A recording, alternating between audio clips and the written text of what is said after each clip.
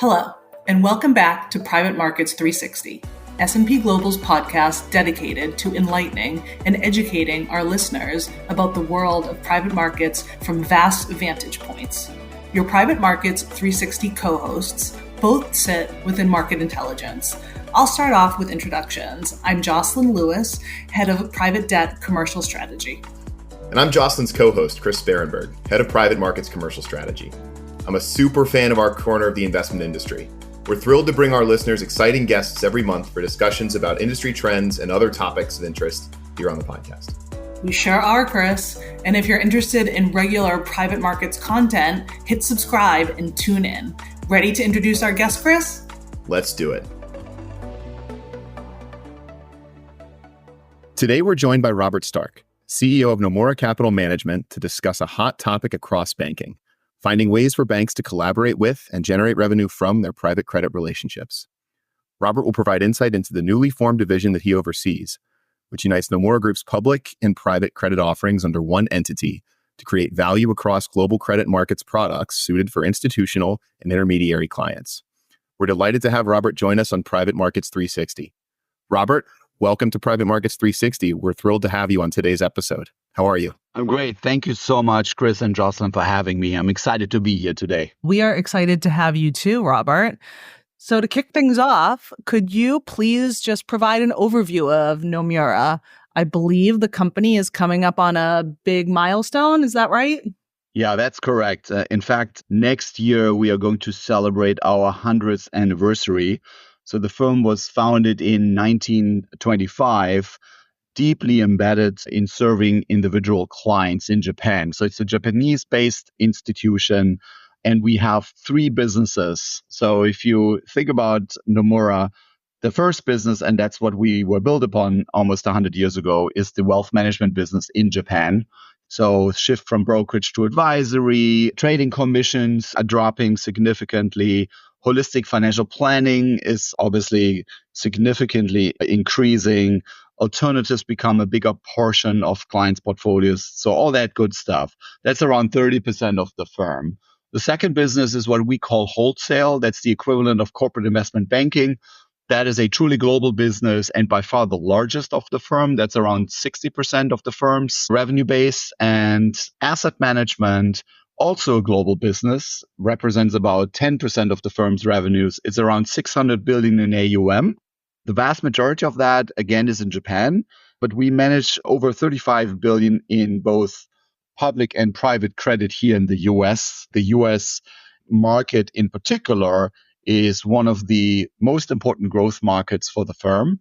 And as it relates to our asset managed activities, it's the second largest market that we serve, the largest one being Japan. And given that we are amongst the top three asset managers and wealth managers in Japan, for us, growth definitely comes outside of Japan, and the US market is the most important one from that perspective.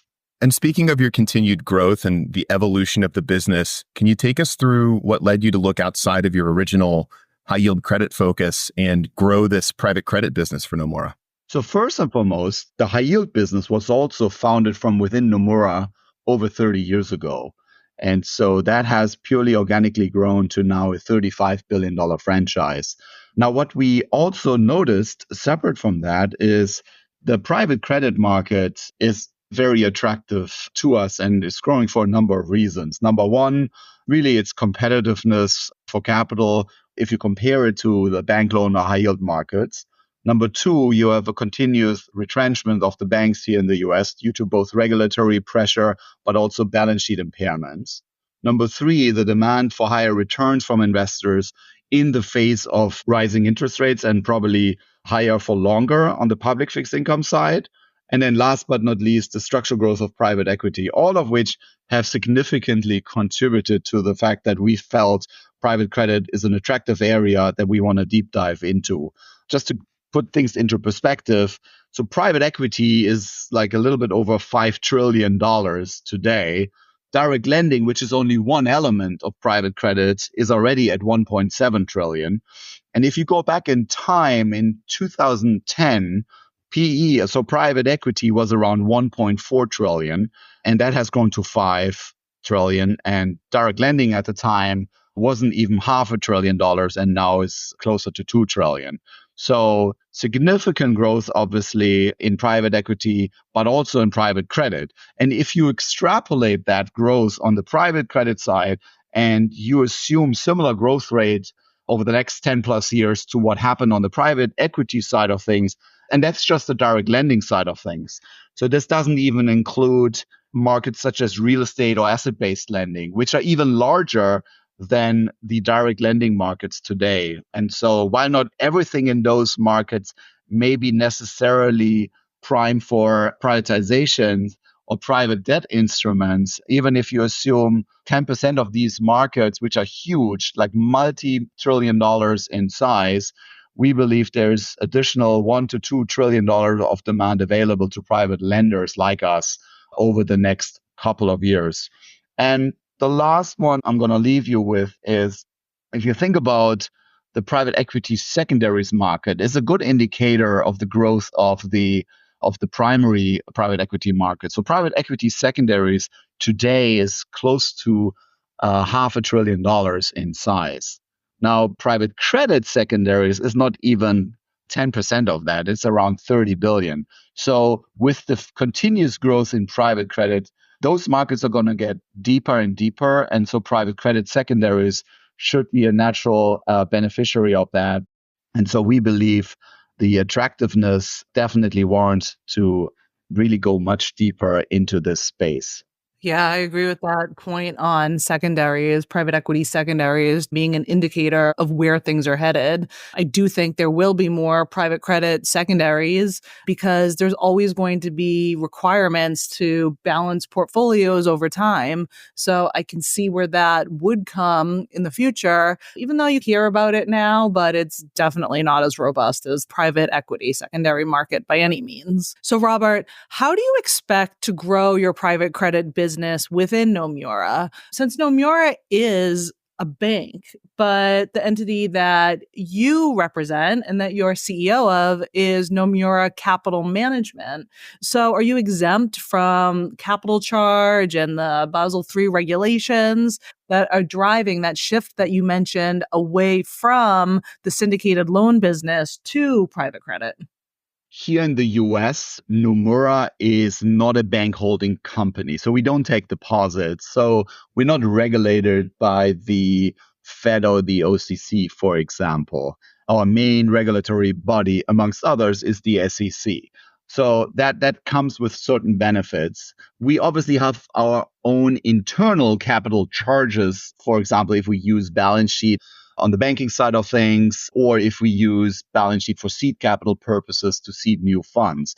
But those are more like internally driven charges. Separate from that, we have a pretty sizable origination business within our global markets business. So our securitized products business is really a very large and significantly growing business of our firm. And so there's a lot of origination that is happening there. However, we are also capital constrained. So our model typically is underwrite to distribute. And so one opportunity that we see is we can tap into those highly specialized origination opportunities and tap into a vast array of paper that we can source from our colleagues on the broker-dealer side, in addition to other broker-dealers and banks that we could source from. But there's a very bespoke opportunity that we have as a firm that we are in the process of exploring. Separate from that, we typically either we originate deals ourselves or we partner with other managers. So it can easily happen that we have a deal that we originated, but it's probably a little bit above our bite size. So we find and partner with other managers to bring into the deal, and vice versa, that we tap into some of the managers that we partner with and co-invest alongside them. And we believe that is a big opportunity of how we can grow this business. Number one, partnering internally.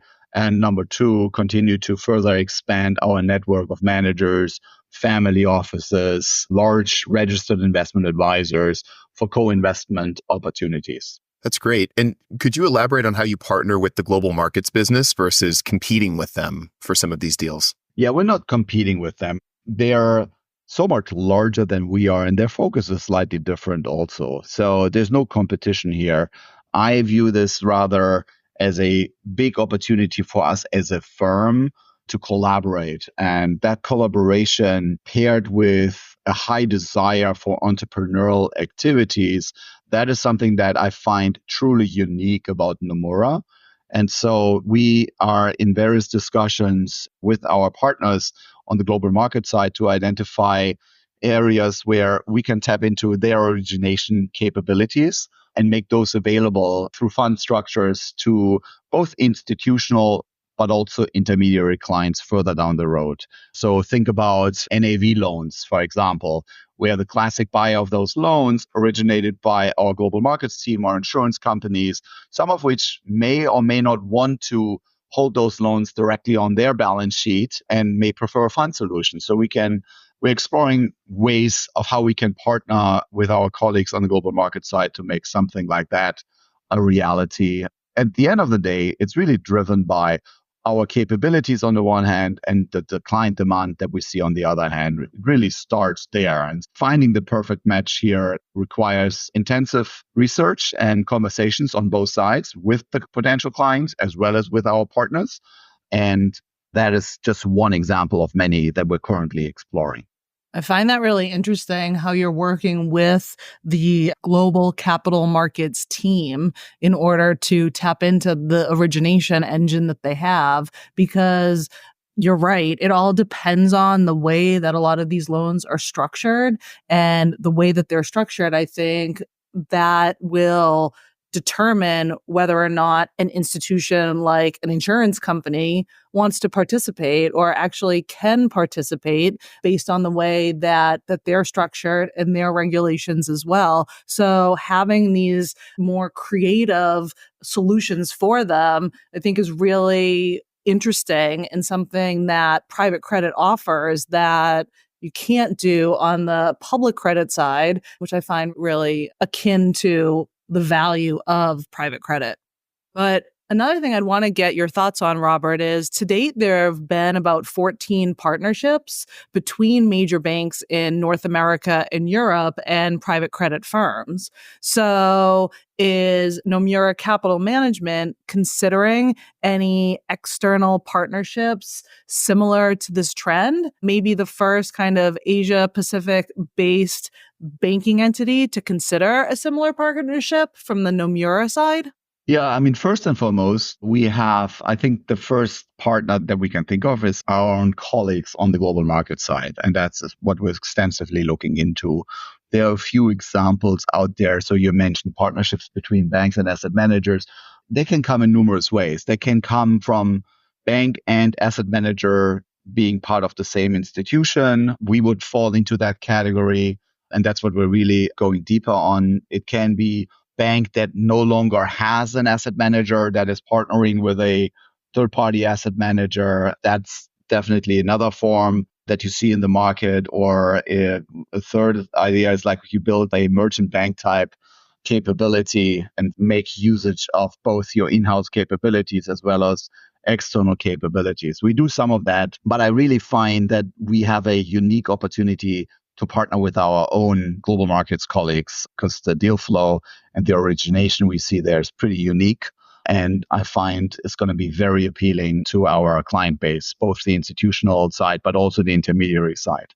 Continuing on that vein and maybe thinking about product innovation, could you comment on the products, the investment vehicles, fund structures, and the like that are enabling private markets access to accredited and retail investors? When we built Nomura Capital Management, we basically combined the public and the private credit businesses, but we also combined the institutional distribution, serving large corporate public pension plans, other like large firms, think like insurance companies, endowments, foundations, with our intermediary channel, where we have a particular focus on the RA market. So that's independent fee-based advisors, so registered investment advisors, some bank trust companies, and family offices.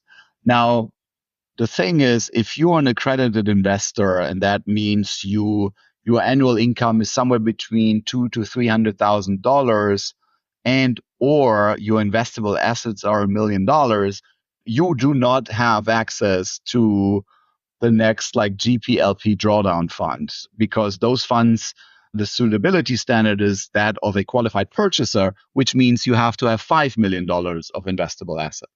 And so for the accredited investor sector, there have been numerous fund structures that have become quite favorable over the last couple of years.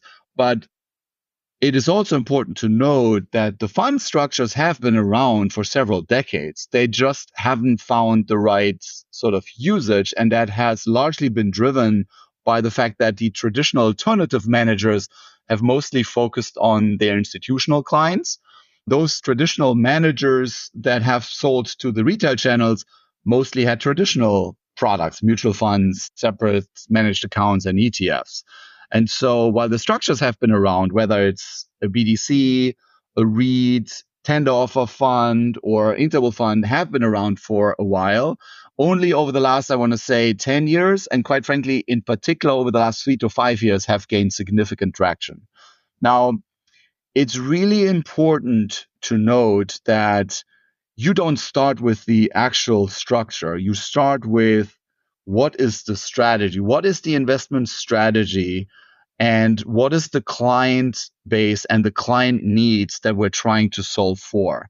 Once you figure that out, the structure simply follows the strategy and the client needs. But it really comes at the end of the process. So in our case, we have an interval fund. And the reason why it's an interval fund is because it's who's the end client? It's an accredited investor. What do we want to achieve? We want to achieve diversification. And last but not least, what is really important from an investment strategy perspective to achieve what we want to achieve inside the fund strategy? And if you add it all up, the outcome is an interval fund is the best suitable structure to make sure that the clients have access in the most convenient way, and that we as the manager can do exactly what we need to do to have the vast majority of the assets in illiquid securities. But it's a process. And it's very important to note that this process should involve the end client or the client that you are selling to from day one. So for our interval fund, we interviewed 50 CIOs of smaller and larger RAs to get a better sense of how they were thinking about allocating to private credit. And we gave them different choices along the way. And that feedback became an important ingredient into how we structured and set up the fund.